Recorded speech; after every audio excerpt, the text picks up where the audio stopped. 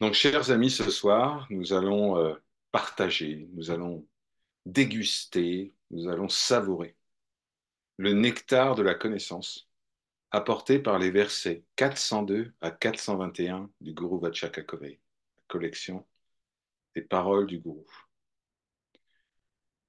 Ces versets, ce groupe de versets a été intitulé La vraie pénitence. Qu'est-ce que c'est que le vrai renoncement? Est-ce qu'il s'agit de se dépouiller de ses biens matériels, de ses attachements spirituels? Ça va bien, bien plus loin que cela. Commençons donc notre exploration avec le verset 402. Je lis. Lorsque l'illusion qui a voilé le soi, cette lumière de la conscience illimitée, eh bien lorsque l'illusion est détruite par l'interrogation constante qui a ses pensées, notre propre nature brille glorieusement comme l'espace de la pure conscience. Atma Kasha ou Chidambaram.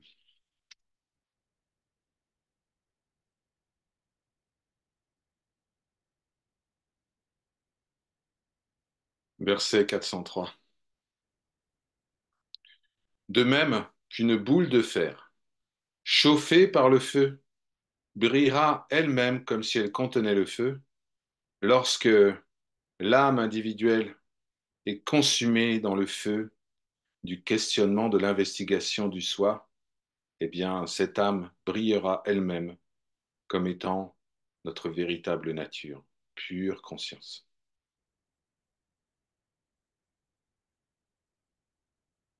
Une fois encore, Sri Ramana rappelle que déposer la croyance que je suis ce corps, ce mental, jeter tout cela dans le grand feu de la connaissance du soi, matérialisé par la sainte montagne Arunachala, eh bien, c'est cela, la véritable libération.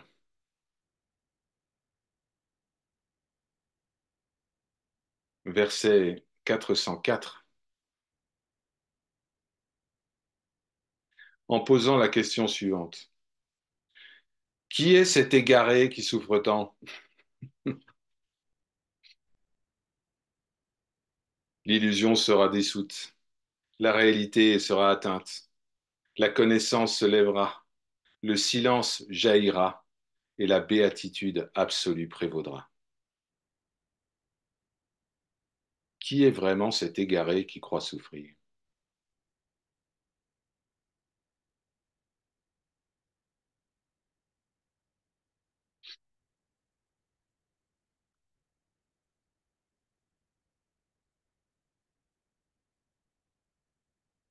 Verset 405.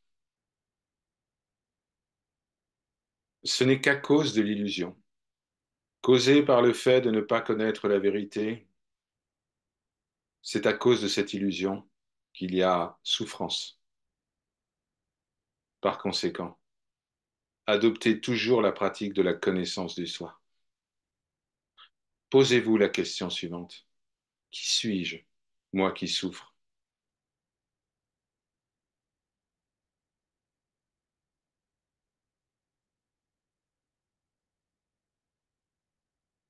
Et laissez la réponse se dissoudre dans le silence du cœur.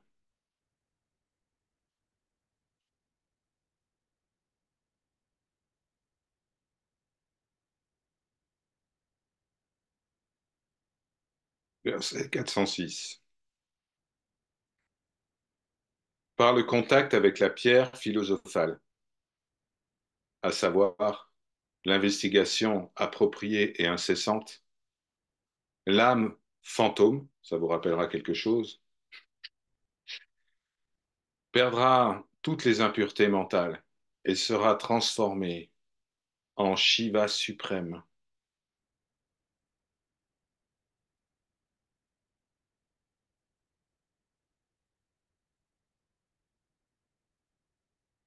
En réalité, il n'y a jamais eu de rouille, Il n'y a jamais eu que de l'or. Et vous êtes cela.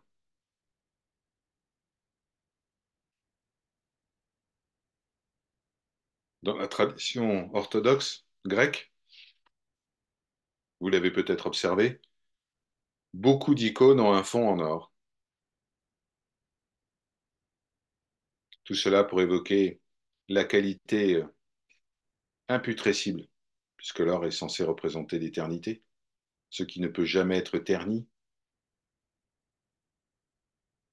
Eh bien, cela représente la qualité imputrescible de notre véritable nature, qui ne peut être corrompue par quoi que ce soit d'autre.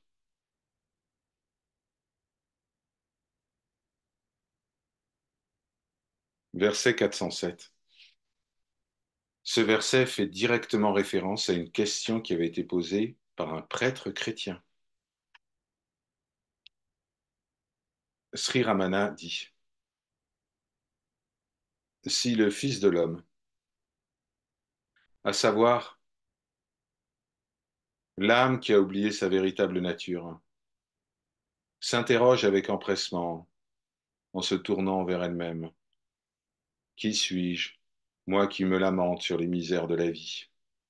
Eh bien, le Fils de l'homme réalisera sa grandeur, à savoir qu'il est vraiment un avec le Père. Vous connaissez cette citation des évangiles. Le Père et moi sommes un. Ici, Sri Ramana reprend cette citation et la replace en contexte.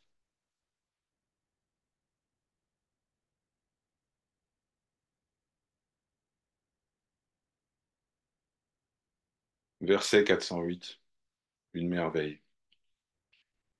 Le but de la vraie pénitence est de savoir que la connaissance du soi, l'âme suprême, brille toujours gracieusement et naturellement dans toutes les créatures. La vraie pénitence n'a pas pour but de créer une nouvelle connaissance, mais simplement de nous rappeler qui nous sommes.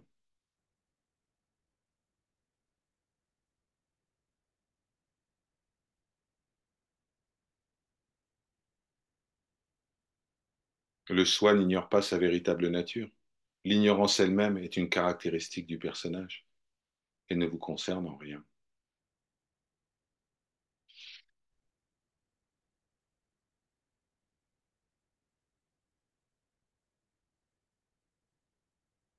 Verset 409. Fixez l'attention comme étant un avec Shiva, qui engloutit en lui-même l'apparence de cet univers avec toutes ses différences. Eh bien, fixer l'esprit est, quand on y réfléchit, la seule marque de la véritable pénitence. Pour Sri Ramana, la véritable pénitence ne consiste pas à faire du mal au corps, à torturer le mental, mais simplement à nous tourner vers nous-mêmes.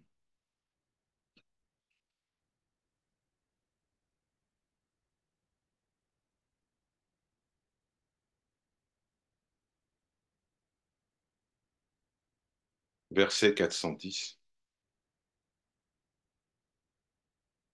Le maintien ininterrompu du flux de l'attention au soi.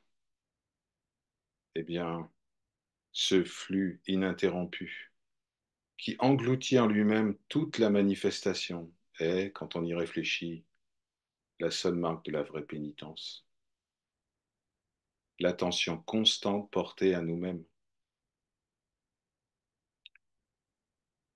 Ce qui est appelé par la tradition védique Brahmabhyasa. Brahmabhyasa. Je vais peut-être vous l'écrire. Pour ceux qui ne connaissent pas encore le terme, c'est possible. Brahmabhyasa. Ça apparaît dans la boîte de dialogue. La Brahmabhyasa, c'est la concentration exclusive sur ce qui est. Et la Brahmabhyasa est le remède à Pramada, qui est la distraction. À chaque fois que des phénomènes se produisent dans le champ de conscience, cela distrait l'attention qui est appelé Pramada.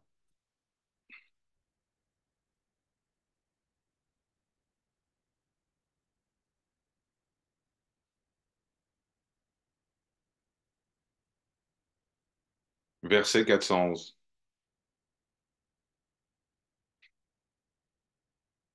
Un message puissant. Hélas, à cause de l'illusion causée par le fait de ne pas savoir que la pénitence, notre devoir naturel, ne doit être fait qu'avec amour, certains se torturent dans le feu de la pénitence matérielle, en dépit du fait que l'océan de béatitude, le véritable but de toute pénitence, déborde toujours d'amour. Il y a des gens, en Inde et ailleurs, qui, au nom de la pénitence, torturent leur corps, en se livrant à des austérités telles que ce qu'on appelle le Panchatapagni. Le Panchatapagni, c'est le fait de méditer avec quatre grandes flammes placées autour de nous, plus une flamme placée au-dessus de la tête. Une chaleur insupportable. Mais ces activités peuvent être décrites comme étant des austérités, des pénitences, mais elles ne sont accomplies que pour la satisfaction des désirs, la satisfaction d'obtenir quelque chose. Si je fais telle ou telle pénitence, eh bien j'obtiendrai quelque chose, peut-être une meilleure vie la prochaine fois, ou un séjour au Swargaloka, au paradis, etc., où je serai vu comme un grand pénitent, donc la satisfaction des désirs personnels. Les démons eux-mêmes, dans la tradition védique, effectuent toutes sortes de pénitences, mais ces pénitences sont effectuées dans un but personnel.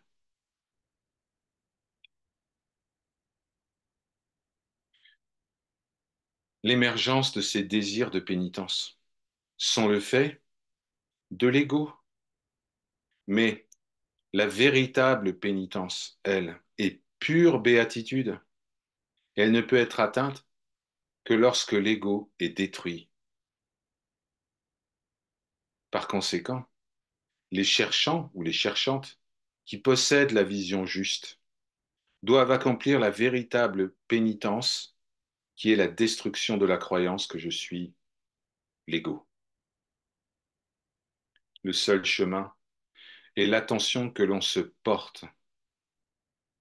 Cette attention à soi n'est pas une torture.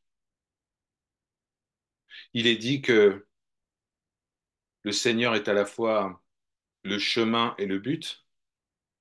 Le chemin doit être aussi heureux que le but.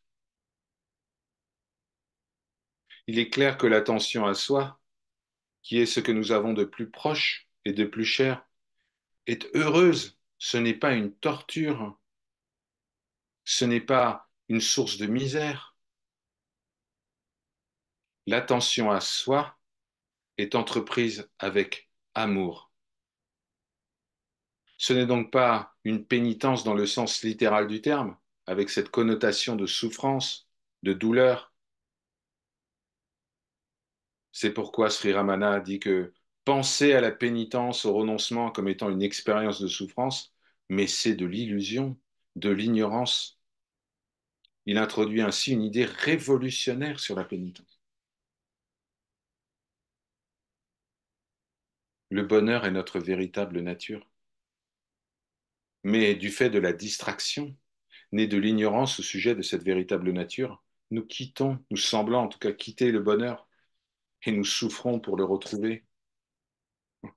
Notre devoir naturel est donc de restaurer avec amour l'attention que nous portons à nous-mêmes, afin de demeurer ainsi dans notre véritable nature.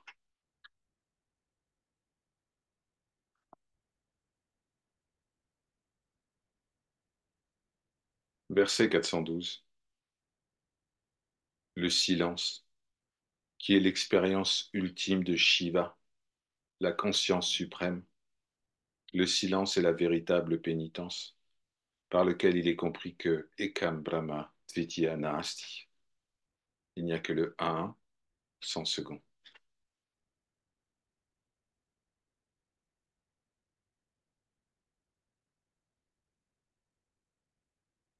Verset 414. Un petit rappel des basiques. L'union avec le Seigneur, avec amour, appelé bhakti, dans lequel toutes les activités de l'ego meurent, est le chemin de ce qu'on appelle le Saiva Siddhanta, c'est-à-dire la voie de connaissance du Seigneur. Par l'amour, la perte de l'ego, en demeurant fermement dans le soi, qui est appelé aussi connaissance suprême et béatitude. Ça, c'est la voie de l'Advaita Vedanta. Puisque l'annihilation de l'ego est soulignée dans les deux voies, que ce soit la voie de la bhakti, de la dévotion, ou la voie de la connaissance du soi, la jnana, marga, eh bien, ces deux voies n'en sont qu'une.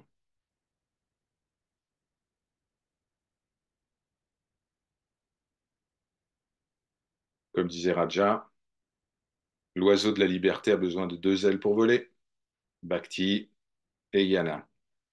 S'il a qu'une aile, ça va être un peu plus compliqué.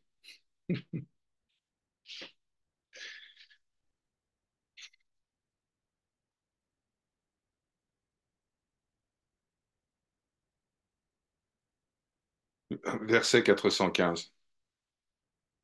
Veux-tu connaître la voie de la connaissance et des connaissants? Eh bien, écoute.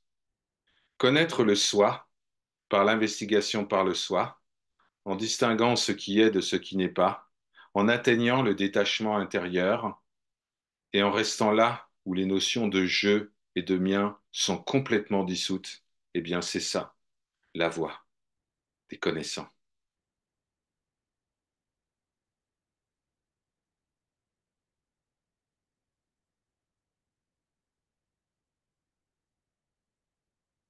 Verset 416.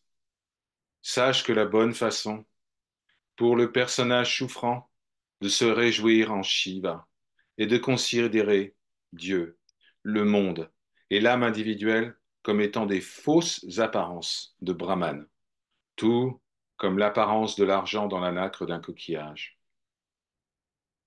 Dieu, le monde, l'âme individuelle sont des reflets de Brahman, du soi. Aucun de ces trois éléments n'a d'existence propre.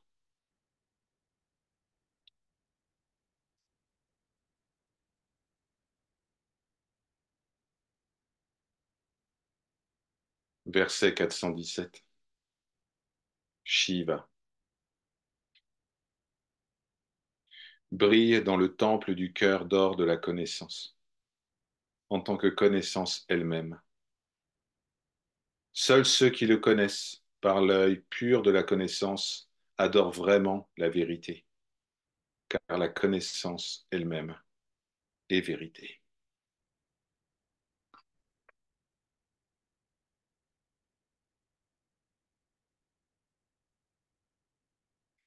Verset 418. La connaissance la plus élevée, c'est-à-dire la connaissance de la parfaite réalité, est la connaissance de la connaissance par la connaissance elle-même. Qu'est-ce qui peut connaître la connaissance en dehors d'elle-même? Tant que la connaissance n'est pas connue par la connaissance elle-même, alors l'esprit n'aura pas de paix.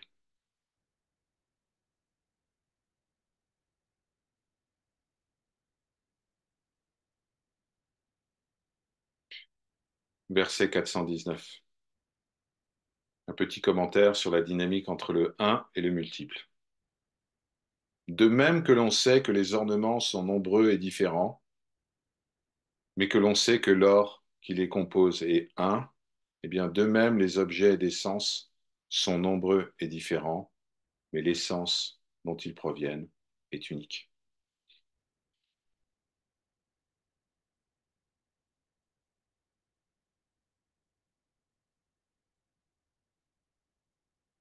Verset 420. Connaître les objets d'essence, comme existants par eux-mêmes, comme vrais par eux-mêmes, au lieu de connaître la vérité de ce qui perçoit, eh bien cela est dû à l'ignorance, née d'une fausse illusion. La vraie connaissance ne consiste pas à apprendre tout ce que vous voulez savoir, mais à déposer la connaissance relative imaginaire dans la pure connaissance du soi.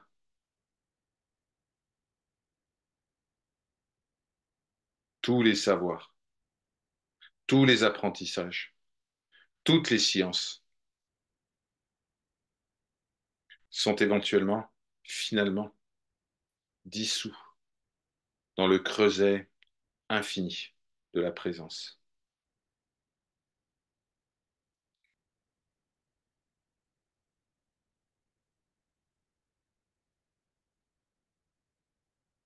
Verset 421. Seule la pure connaissance de Sat, Chit, réalité, conscience, cette pure connaissance existe vraiment. Toutes les autres formes de connaissance et de savoir, sensorielles et mentales, qui fonctionnent en elles comme si elles étaient vraies, ne sont rien d'autre que ignorance obscure et fictive, ne donnent jamais le nom de vérité à la connaissance relative.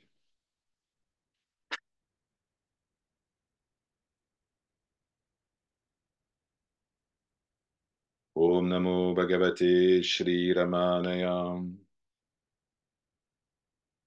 Je me prosterne devant le Seigneur manifesté sous la forme de Sri Ramana Maharshi. Om Namo Bhagavate Shri Arunachala Shivaya.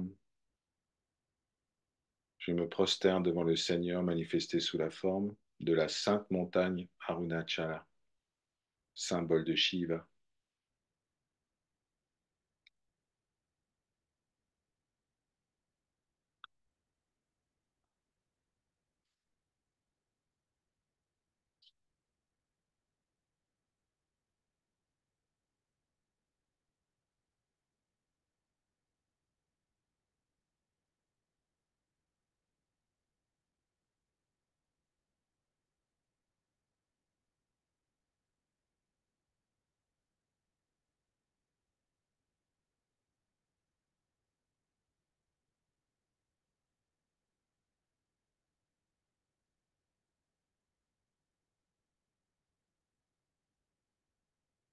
Et Ramana nous dit, vous n'avez rien d'autre, pardon, à connaître que vous-même,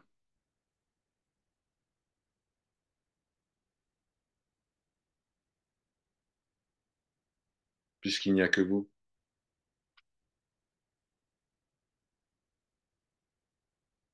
Toutes les formes de savoir concernent des objets apparaissant dans le champ de conscience. Ces objets apparaissent et disparaissent. Sont-ils réels? La seule connaissance, c'est la connaissance du soi.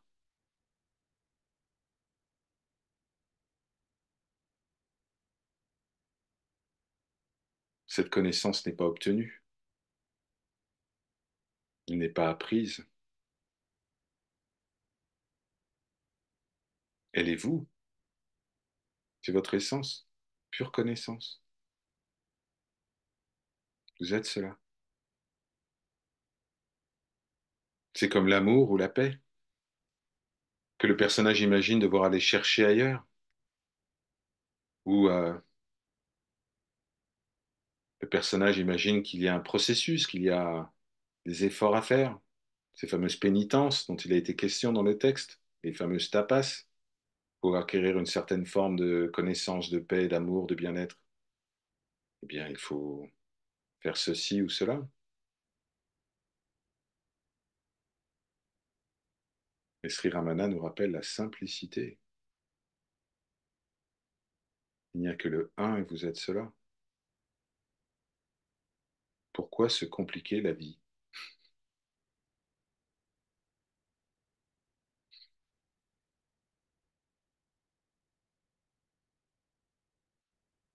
Sa grâce.